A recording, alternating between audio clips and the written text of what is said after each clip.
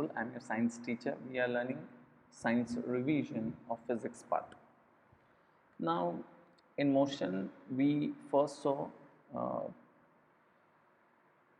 that how can you describe anything is in motion, right? So, anything which is changing its position with respect to time, we call it as in motion. But an object is in motion or stationary, it depends upon the frame of reference. Means I told you an example of a bus.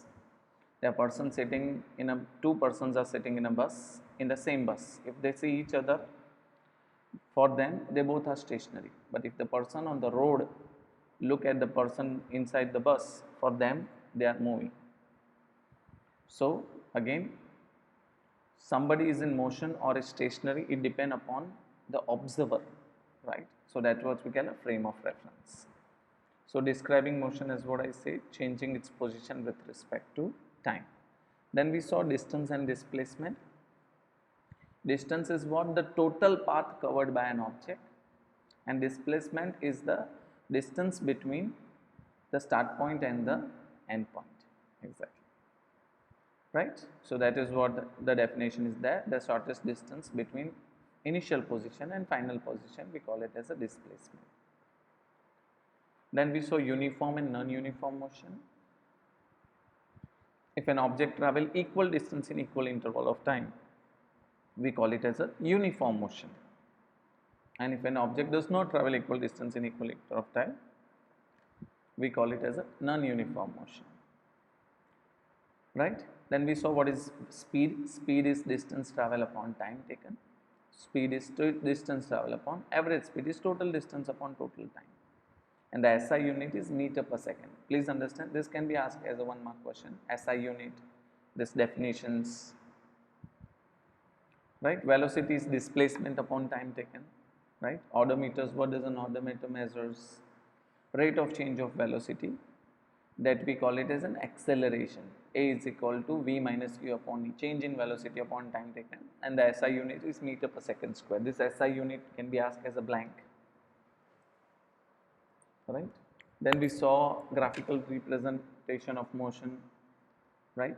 Uniform motion if it is a straight line, but as what I said, the graph can be done in multiple ways, right? This is non-uniform motion, this is stationary, right? If it is in distance versus time, but when it is talking about velocity versus time, it is uniform motion. Then zigzag is non-uniform motion, that was retarded motion. Then we saw there are three equations of motion using graphical method. S is equal to ut plus half at square, right? V is equal to u plus at, and 2as is equal to v square minus. These three equations are really important from the word problems point of view. And understand, from 8 and 9 there are many word problems we are going to ask. So prepare all those word problems for sure. Right? So this is how we derive three equations of motions. So make sure you prepare very well about word problems from this too.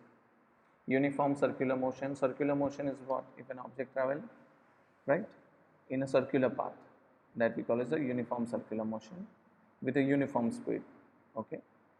And circular motion is an accelerated motion. Normally people don't think it is an accelerated motion because you think uniform is an accelerated motion. No.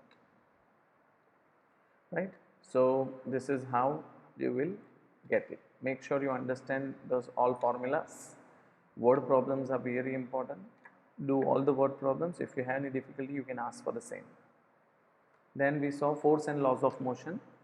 Force, a push or pull on an object is called force. Push or pull on an object is called force. So when you apply force on any object, there are many things changes. Shape of an object changes, velocity of an object changes. Right? So we saw this thing, force, when you apply force, direction change, velocity of magnitude change, shape change, size change, right?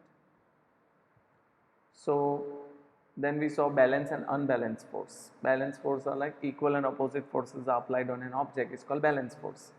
And unbalanced force are unequal forces are applied on an object. It doesn't matter whether you apply from both sides or from one side.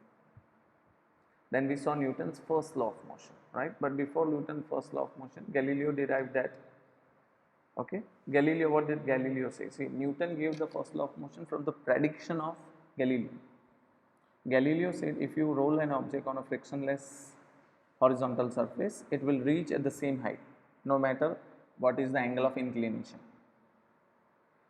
But Newton says that an object is at rest or in motion, will remains at rest in motion until and unless an unbalanced force applied on it, right? Or you can see from this textbook also, which I have highlighted here, that an object remains in a state of rest. Newton's first, second, third law can be asked as a definition, right? Then we saw Newton's first law. Then we saw inertia. Inertia is what? Every object is a tendency to remain in state of rest or in motion. They really wanted to remain in its state of rest or in motion. That tendency, which we call, is called inertia, and inertia depend upon mass. These are the examples, that when you hit right a striker, the bottom one gets shifted, but the whole pile will remains as it is. Even this a playing card we can see. So inertia and mass, what do you say? Inertia depend on mass. The more is the mass, the more is the inertia. Newton's second law, that a time rate of change in momentum of an object is directly proportional to the applied unbalanced force, right? And the change in the force is in the direction of applied force. Even here also we can see this. The derivation of Newton's second law is important. Change in momentum, F is equal to final minus initial, and then we put it, we get F is equal to Kma, and then finally we get F is equal to ma. Clear? So Newton's second law of motion, we got one formula, F is equal to ma. That is also important in terms of word problems. Then we saw Newton's third law of motion. Action and reaction are equal in magnitude but opposite in direction. Action and reaction are equal in magnitude but opposite in direction. Fine. So that thing. Then we saw what is conservation of momentum. m1 u1 plus m2 u2 is equal to m1 v1 plus m2 v2. Right. The derivation we already saw, the whole derivation. Law of conservation of momentum is very important as a word problem.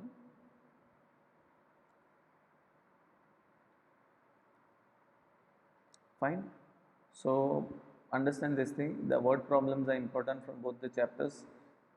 Chapter 9 is important in terms of theory also. So prepare well for all the same. Okay. Fine, that's it. Thank you so much. You can ask or post me queries, whatever you have. Thank you.